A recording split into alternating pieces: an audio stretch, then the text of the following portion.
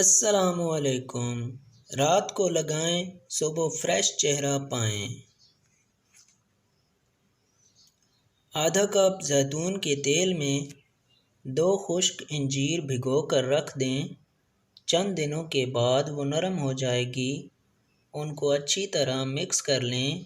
ये एक natural mixer बन जाएगा।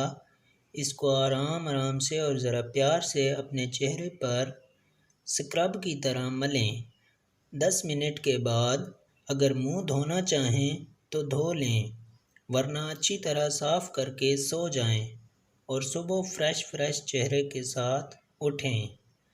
तो दोस्तों, आज की वीडियो अच्छी लगी हो तो वीडियो को लाइक और कमेंट कर दें, और चैनल पे नए हैं तो चैनल को सब्सक्राइब कर दें ताकि हमारी ऐसी आने वाली वीडियो आपको आसानी से मिलती रहें। तो मिलते हैं नेक्स्ट वीडियो में, तब तक के लिए अल्लाह हाफिज़।